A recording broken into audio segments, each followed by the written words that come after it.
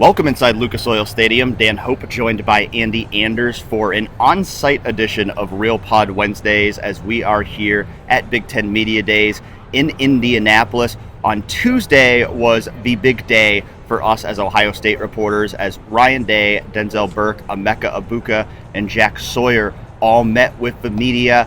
Really, this is kind of the kickoff to the preseason. We're only 8 days away now from the first day of preseason camp, and the summer feels like it flew by, but now it really feels like football season is upon us. Yeah, this is the time as a reporter when you get locked in, you know. It's almost like your pregame kickoff routine, you know. This is when the grind of the season starts.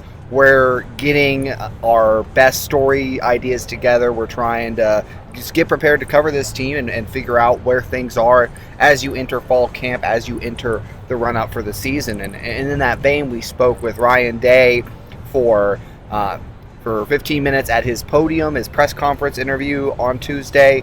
Got him for another 45 minutes in a breakout session later. You got a one-on-one with him, and we got to talk with three players, Jack Sawyer, Emeka Egbuka, and Denzel Burke were the three there. We got each of them for 30 minutes, so there was a lot to discuss from each of those interviews, a lot of takeaways to be had, even if it's a little more buttoned up in this environment, being that it's kind of a formal media setting for Big Ten Media Days. Yeah, but I think the players were pretty relaxed. Denzel's Denzel. He's always going to speak his mind, be honest, tell the truth, and have some swagger behind his comments. And I think Denzel was Denzel. Jack, in a similar way, a guy who always projects confidence, is always pretty relaxed with the media, and I think that was the case as well. Emeka probably the most buttoned up of those three in terms of talking to the media, but some good insight from him as well about kind of how he's bouncing back from the injury he battled last year and is becoming the best version of himself going into his senior year. Andy, what would you say coming out of Tuesday was your biggest takeaway from Ohio State's media sessions? Honestly, pretty specific. Carson Hinzman is much more involved in the offensive line battle, I think, than either of us realized. Ryan Day specifically pointed to him and Seth McLaughlin as kind of being both competing to start at center more so than just it being Seth McLaughlin's job.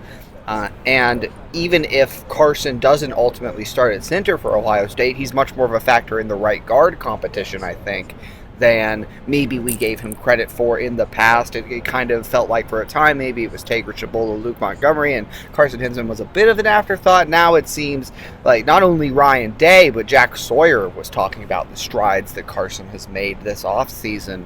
So coming off of what happened in the Cotton Bowl with him, there was that general feeling of, he kind of, maybe some of the steam had cooled off with him at the end of last year.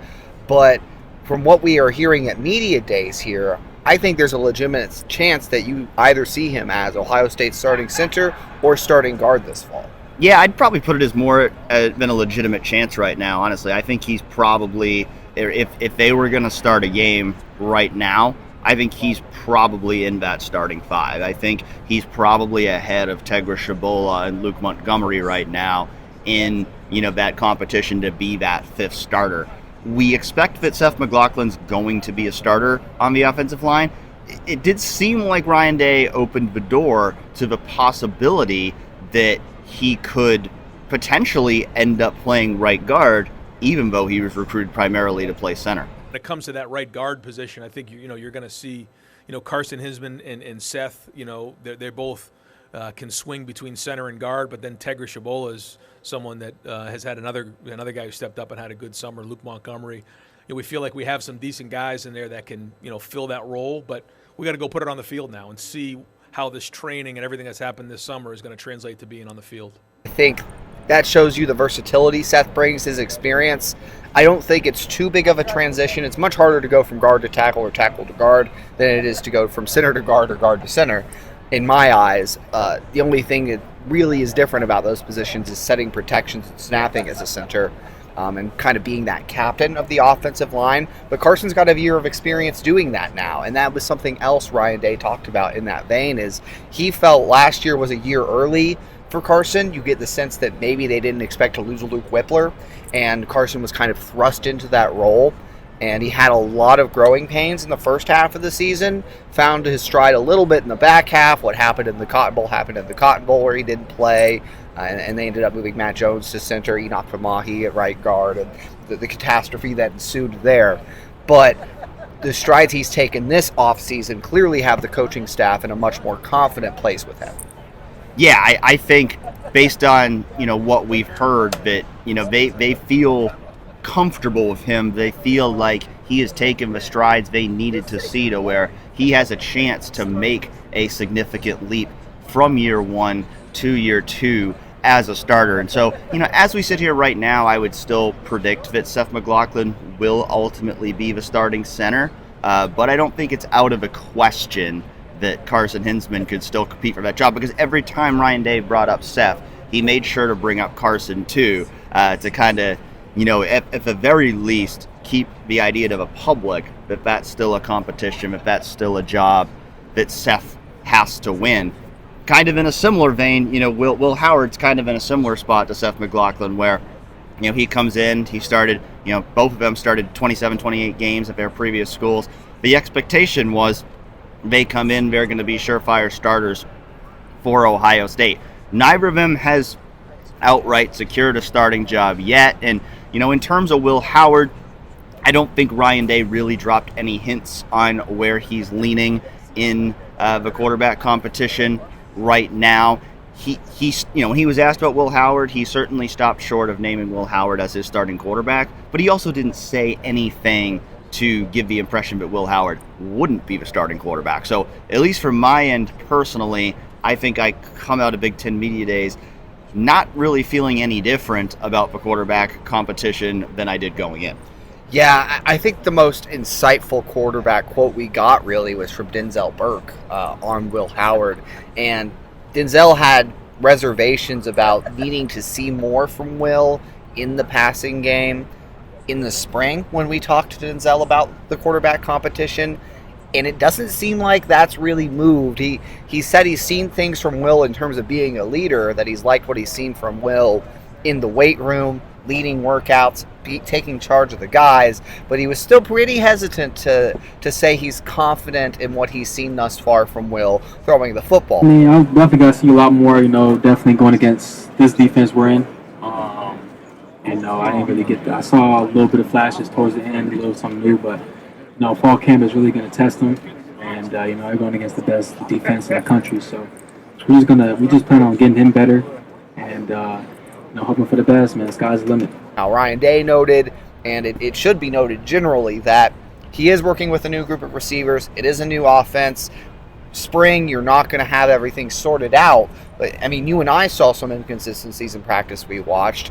And so is that a symptom of just being new to the offense? Is that a more pervasive issue with his deep ball accuracy and things like that? Who's to say? And I think we're going to find out over the course of fall camp exactly how close this quarterback battle is and how real maybe some of those reservations you might have about what Will Howard can do throwing the football are.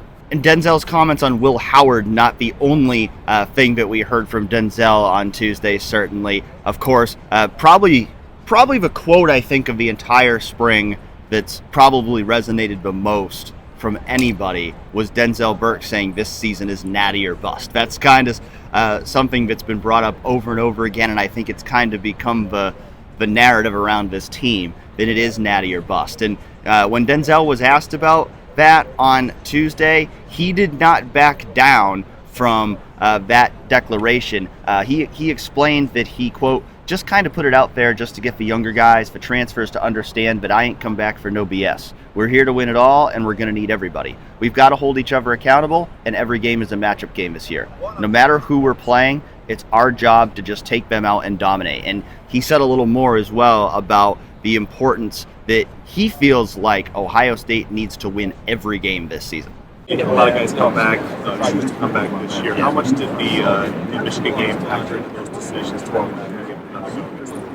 Every part of it, honestly. No go pants, no natty. So that was the big part of one of the reasons why we came back. And, we're all on the same page. We got to win every single game. All the fans are bucks about it. Sticking with Denzel for a moment, obviously never a guy to sugarcoat things. And that's, I think even Emeka said on Tuesday that he's just a guy that has no filter, right? And when you hear him talk about Jeremiah Smith in the glowing terms that he talks about Jeremiah Smith, I mean, it was someone asked him about Jeremiah on Tuesday, and Denzel says, yeah, he's like that. And then he pauses and he says, like that. Like that amount of emphasis. He said it 2 extra times, the added emphasis, and I'm sure you can glean what that means even if you haven't necessarily heard that phrase. The hype around Jeremiah Smith only continues to grow. Ryan Day tried to temper it on Tuesday, but even he was kind of like in hushed tones saying, yeah, he's one of the most talented players we've ever brought in, sort of a thing. And Jack Sawyer had maybe the best reaction, I think, just like in terms of how taken aback he was when he first saw Jeremiah. There's a lot of things I can list.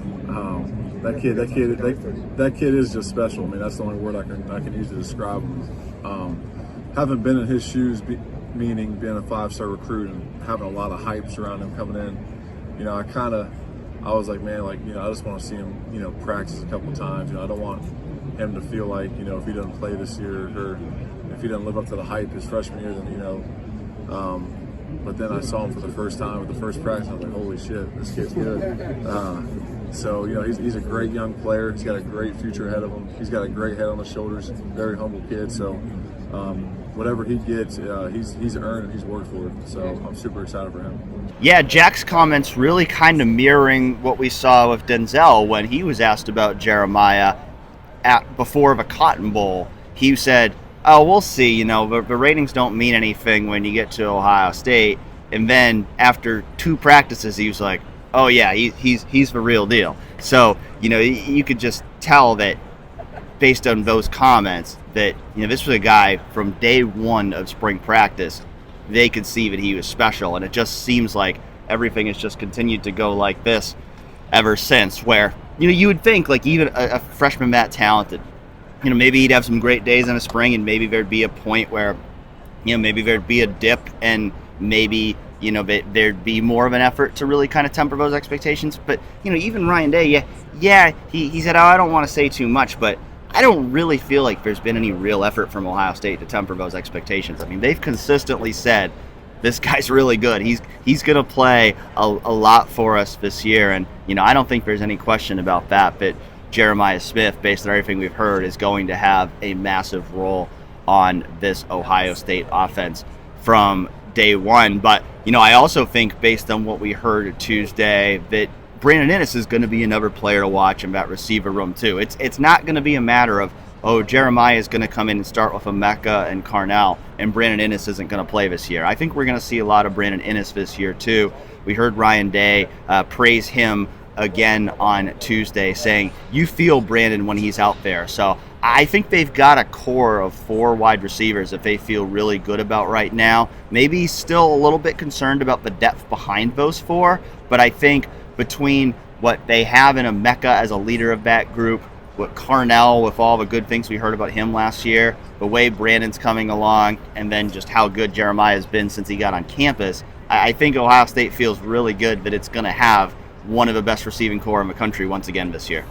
Yeah, and I think, Ryan, the only concern with the receivers right now seems to be they want to build a little more depth. Ryan specifically pointed to Jaden Ballard as someone who needs to take another step, wants to see more out of Bryson Rogers in his secondary. And kind of in that vein, a position that I think really you look at and say, okay, Ohio State could be in trouble if the right guys go down or are out for some reason, is running back. When you have Travion Henderson, you have Quinshon Judkins at the top, of course, probably going to be the best running back tandem in the country. But behind them are 2 freshmen. It's James Peoples and it's Sam Williams-Dixon. T.C. Caffey, the experienced walk-on for Ohio State, now out for the year. And so there have been questions about how Ohio State is going to build depth at that position now that you don't have that piece. And Caleb Downs has been brought up before by Ryan Day as a guy who could play running back, who has the skill set to allow him to do that, did that in high school. It seems right now he wanted to scale back a little bit on that on Tuesday, talked about Like, he's going to start at safety and focus on safety right now, and then the running back and even maybe the return game is something that could evolve with him over time.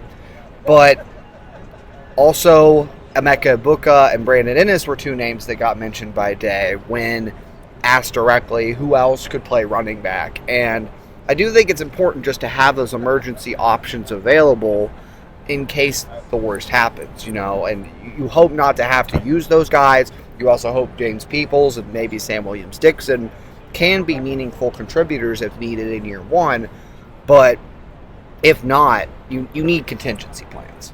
Yeah, I mean, we said it before, and I think it's important to people to understand, it's not going to be a situation where if Travion or Quinshon gets hurt, suddenly Caleb Downs becomes a full-time running back. I think that's something that Ryan Day would like to get him involved in some way on offense. One, because Caleb wants that, and it's probably something that was talked about with him, not even just in the transfer recruiting process, but in the high school recruiting process. Ryan Day talked on Tuesday about going to watch Caleb Downs in high school and thinking, this guy could play running back at Ohio State. That's how good he was on offense. And so I think they view Caleb Downs as someone who, if they can find a role for him on offense that makes sense, that he can be a legitimate asset to their offense. But it's not going to be a matter of, he's going to suddenly become the number 2 running back if Travion Henderson gets hurt. It's more of a matter of they could find a package of plays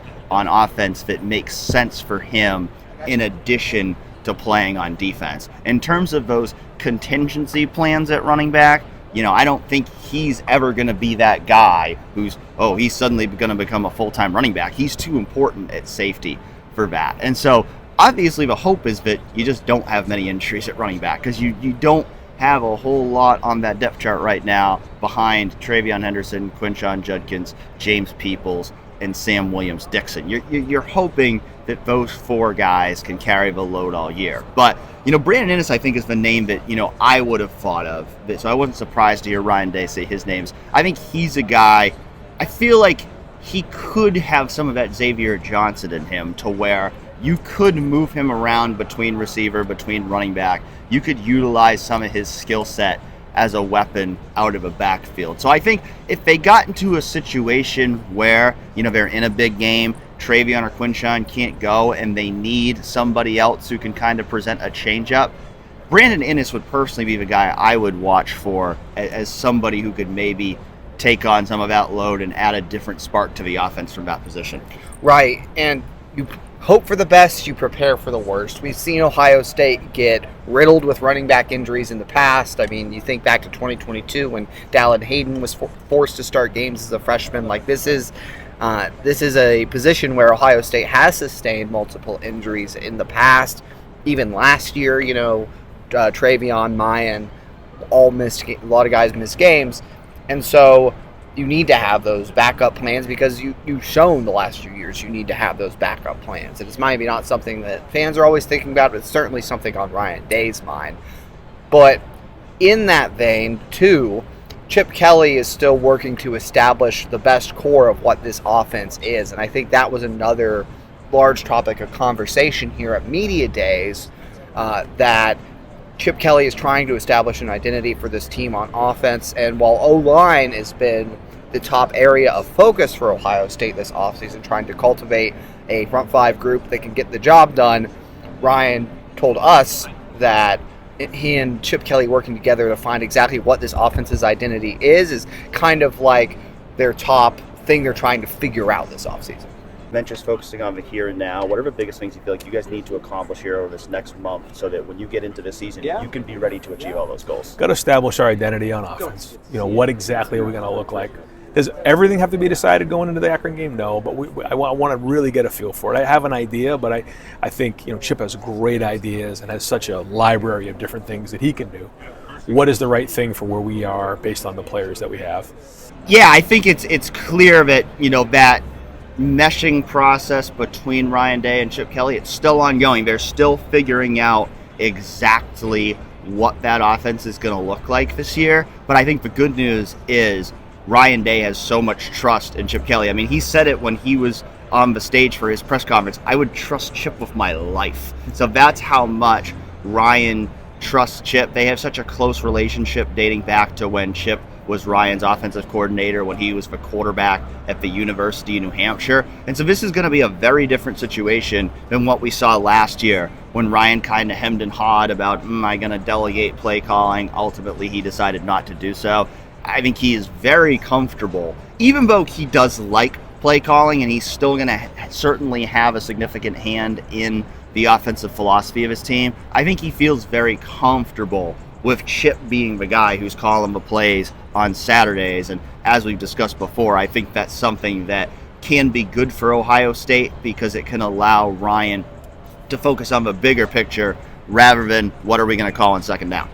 Yeah, and that's the entire vision behind bringing in a guy you trust that much to run your offense, a guy with, and he called Chip Kelly also one of the top offensive minds in the history of college football. Now, Ryan might be a little biased in that perspective, but he's definitely got the track record of that. And I even talking with some of the UCLA reporters that are here at Big Ten Media Days, that's the thing they'll tell you about Chip Kelly is for anything else that might have gone wrong in his tenure at UCLA, his offenses were awesome.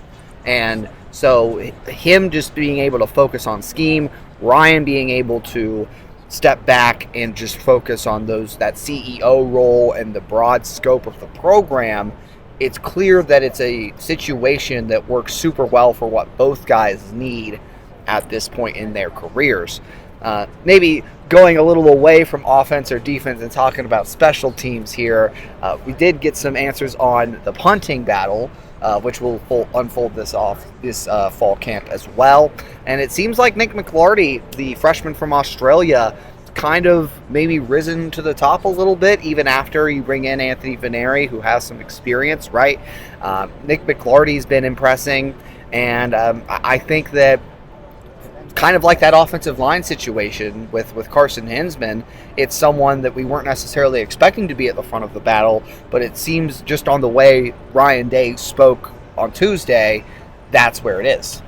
Yeah, I mean, they obviously gave him a scholarship for a reason, right? And they brought in Anthony Vineri as a walk-on. And so I think that's somewhat telling in terms of, what they think Nick McLarty can be. Now, that doesn't guarantee anything. The guy's never played an American football game before. So Ryan did say he expects that battle to go into the third week of preseason camp. They're going to see how Nick McLarty, how Anthony Vineri, how Joe McGuire all perform over those first few weeks of camp, and then make a decision on who their punter will be in games this year. But it does feel like the job could be Nick's to lose. I mean, again, they brought him in on scholarship for a reason. I mean, he's a guy, he's much bigger than your average punter. He's got a booming leg. I think they really like the upside that Nick brings to that punting battle. And punter's a different position than, an offensive lineman or a quarterback or a linebacker. It's easier to come in and play as a freshman as a punter than it is at most other positions. And so if he's the guy who's booting the ball most consistently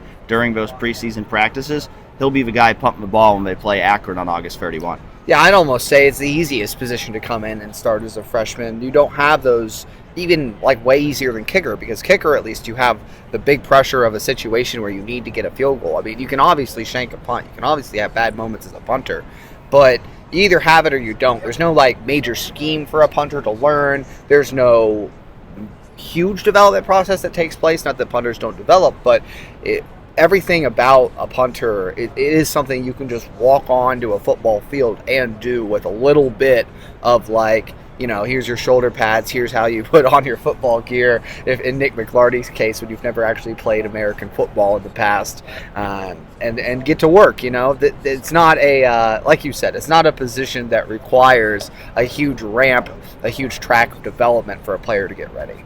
Going back to Ryan Day, there's of course been plenty of heat, plenty of questions on Ryan Day and Columbus based on the fact that Ohio State has not beaten Michigan in 3 years. And we know the pressure's on Ryan Day and this entire team to turn that thing around this year and win that game in November. And we'll have the opportunity to talk to some Michigan folks and get the other side of that on Thursday here at Big Ten Media Days. But, one thing that's been very evident is while there may be some in the fan base that are questioning whether Ryan Day can get the job done, the Ohio State team, the players themselves, still wholeheartedly believe in Ryan Day, and we heard that from Jack Sawyer on Tuesday. Coach Day is a coach that he's the only coach I'd want to play for in college football. I'd commit to him 100 times over if I could. So that's why, when we talk about coming back, a lot of us have felt like we're his first real recruiting class, and we kind of all felt we let him down in a sense of not reaching the goals that we set out to do when we signed our name on the dotted line. So I think that, going through the things we've gone through the past, few years with Coach Day definitely feels like we've gone through it hand in hand. Yeah, and I was the person assigned to film and talk to Jack Sawyer from our crew yesterday, and you could hear it in his voice, just how emphatic he was. I'd commit to Ryan Day 100 times over, and he feels almost a personal responsibility, too, as a kid from Columbus. Like, he's let the city down. That's terminology he uses, that this is on the players as much as it is on Ryan, the failures against Michigan the last 3 years. And look, that game is obviously the most important game to the fan base, and it should be the most important regular season game Ohio State plays every year. There's no debating that. But when you look at what else Ryan has accomplished, I mean, there's still, especially if he goes out and rights that wrong this year, I think you can still say that he's done great things as Ohio State's football coach. And it's clear his players love him at the very least. Like, when you hear Jack Sawyer say those kinds of things, and we've heard similar sentiments from other players, I think they are clearly bought into whatever Ryan Day is selling. And otherwise, a dozen of them wouldn't have come back that had NFL draft stock. I mean, that doesn't happen if you don't like the coach of your program, you don't like where the program is at. And I know those players are getting NIL money, but they could still be making even more going to the NFL, believe me. So it's very telling. That was very telling in the offseason. It's very telling to hear Jack Sawyer talk about it now. Ryan still has some things to go out and prove this year, but it's clear that his players believe he can get the job done and that they have all the faith in the world in him. Two talking points that really dominated the day for Ohio State on Tuesday. One, of course, being that Michigan game. Can they get back? Can they beat Michigan? Denzel Burke, Emeka Egbuka, Jack Sawyer. There's multiple reasons why all those guys are back at Ohio State, but one thing they all agree on is one of the biggest, maybe the biggest reason why they're back at Ohio State is because they haven't beaten Michigan yet. They haven't gotten that pair of gold pants, and they don't want to leave Ohio State. They don't want to end their Ohio State careers without beating Michigan.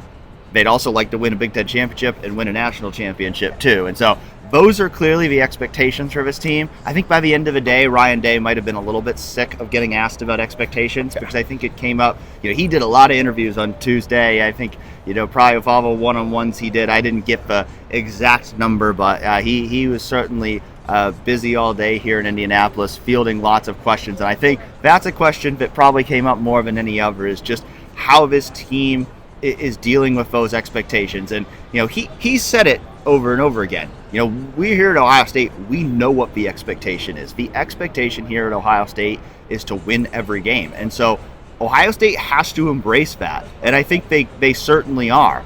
I also think, though, from Ryan Day's perspective, I think he's ready to get back out there on that field next week and get back to practice and get back to just being on the field with the team and preparing for the season. Because, he said it when he was talking to me, this preseason is going to be very, very important for us. If they want to achieve all those goals, they don't play Michigan for another 4 months. The college football playoff isn't for another 5 months. But there's things that they need to start accomplishing in August during preseason camp if they're going to ultimately get to those goals at the end of the line.